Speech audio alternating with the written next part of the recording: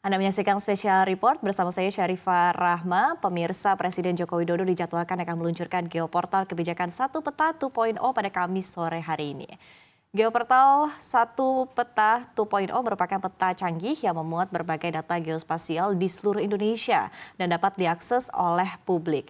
Kebijakan Satu Peta sebelumnya sudah dimulai sejak era Presiden Susilo Bambang Yudhoyono. Kebijakan ini diluncurkan untuk mengintegrasikan data geospasial yang selama ini terpencar di beberapa kementerian dan lembaga. Saat itu ada 85 peta tematik yang dikeluarkan masing-masing kementerian dan lembaga yang berbeda. Akibatnya terjadi tumpang tindih peta yang memicu berbagai konflik pertanahan dan efisiensi. Maka dari itu pemerintah ingin mengintegrasikan seluruh peta agar bisa menjadi satu acuan bagi berbagai kebutuhan pembangunan nasional. Pada masa Presiden Joko Widodo, kebijakan Satu Peta memasuki babak baru dengan terbitnya peraturan Presiden. Kebijakan ini berbuah manis dengan diluncurkannya geoportal kebijakan Satu Peta pada 11 Desember 2018 dan saat itu pemerintah sudah berhasil mengintegrasikan 83 dari 85 peta tematik yang ada.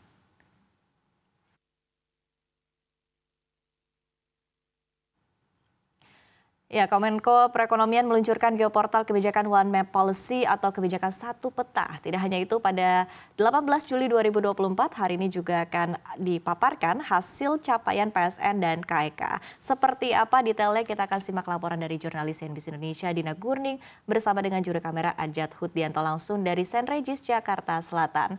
Dina, seperti apa pantauan Anda pada agenda sore hari ini dan dari informasi yang didapatkan siapa saja tokoh atau pejabat yang sudah hadir maupun akan hadir dalam agenda hari ini? Silakan laporannya Dina.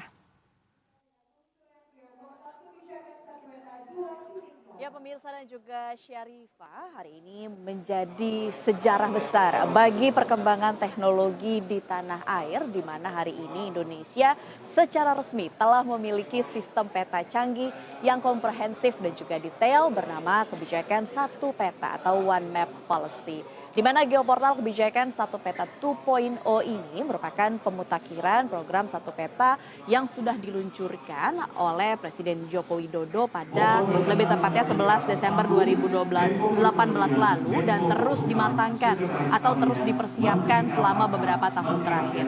Peta canggih yang akan diluncurkan pada sore hari ini adalah memuat data dari 151 peta tematik yang datanya sendiri dihimpun dan berasal dari 23 kementerian dan juga lembaga serta 38 pemerintah daerah, di mana data yang termuat ini diantaranya melingkupi mengenai kawasan hutan, kemudian kepemilikan tanah dan juga hak guna usaha atau HGU serta data-data lahan lainnya. Di mana Menteri Perekonomian Republik Indonesia Erlangga Hartarto mengatakan kebijakan Satu Peta ini memiliki beragam manfaat. Di antaranya adalah untuk perbaikan rencana tata ruang, kemudian penyusunan pembangunan serta perbaikan perizinan dan juga penyelesaian tumpang tindih lahan yang selama ini sering menjadi tantangan bagi para investor untuk masuk dan juga berinvestasi ke Indonesia, di mana sistem peta ini pun juga akan terintegrasi dengan sistem yang sudah ada, yaitu sistem online single submission atau OSS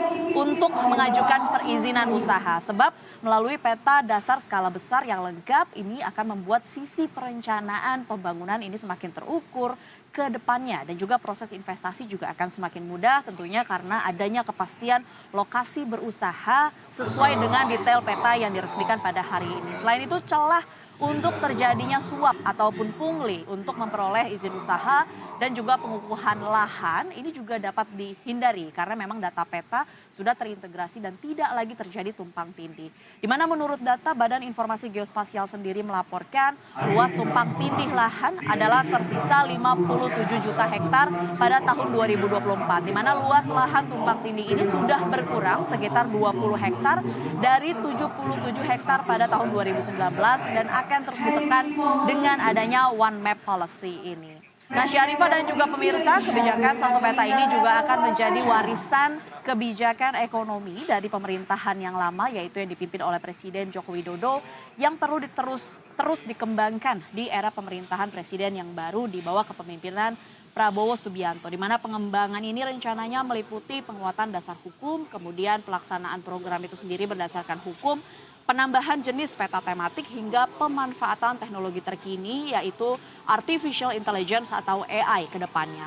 Nah, tidak hanya bagi dunia usaha pemirsa, di mana berdasarkan mandat Perpres nomor 28 tahun 2023, Badan Informasi Geospasial atau BIG ini juga telah merilis klasifikasi akses dan juga mekanisme berbagi info geospasial terutama mengenai hak akses untuk masyarakat umum. Di mana berdasarkan aturan ini, peta canggih yang hari ini sore ini akan diresmikan akan bisa diakses juga oleh masyarakat luas atau secara umum untuk mencari data wilayah secara terperinci melalui geoportal KSP 2.0 yaitu di laman onemap.big.go.id yang bisa diakses per hari ini.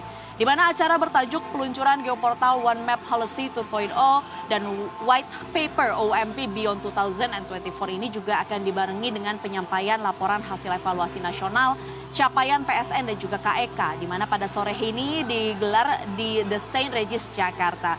Nah, menjawab pertanyaan Syarifah ya, pada sore hari ini acara akan dihadiri tentunya secara langsung oleh Presiden Republik Indonesia Joko Widodo, kemudian yang sudah pasti hadir adalah Menteri Koordinator Bidang Perekonomian Erlangga Hartarto, kemudian ada juga menteri terkait seperti misalnya Menteri APR BPN yang direncanakan hadir yaitu Agus Harimurti Yudhoyono, kemudian ada Menteri Lingkungan Hidup Siti Nurbaya dan juga jajaran menteri lainnya yang akan berkaitan dengan kebijakan ini. Kemudian juga akan hadir Sekretaris Kementerian Koordinator Bidang Perekonomian Susi Wiono Mugiarso, kemudian Sekretaris Jenderal Dewan Nasional Kawasan Ekonomi Khusus atau KEK yaitu Rizal Edwin Manansang dan Kepala Badan Informasi Geospasial itu sendiri. Nah, di kesempatan ini juga Menteri Koordinator Bidang Perekonomian Erlangga Hartarto yang merupakan Ketua Dewan Nasional KEK juga akan melaporkan evaluasi capaian kinerja secara nasional dari 22 kawasan ekonomi khusus di mana sampai dengan Juni 2024 KEK sendiri tercatat berhasil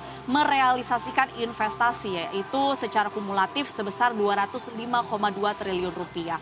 Pemerintah pun kian optimis bahwa KEK mampu memenuhi target investasi pada akhir tahun 2024, di mana dengan capaian ini beberapa KEK telah melakukan pencapaian penting serta memberikan dampak positif pada ekonomi wilayah melalui misalnya serapan tenaga kerja, dukungan pada UMKM, pertumbuhan infrastruktur, dan dampak positif lainnya. Di mana acara ini juga merupakan upaya diseminasi informasi bagi masyarakat luas terkait dengan hasil capaian KEK ini sendiri dengan berbagai multiplier efeknya secara ekonomi sesuai dengan tujuan pengembangan KEK itu sendiri, yakni meningkatkan investasi, ekspor, substitusi impor, menciptakan lapangan kerja, dan juga membuat model terobosan pengembangan kawasan melalui pengembangan industri, pariwisata, dan juga jasa lainnya. Nah, di acara sore ini pula, Menteri Perekonomian Erlangga Hartarto juga akan menyampaikan laporan terkini terkait dengan perkembangan proyek strategis nasional atau PSN.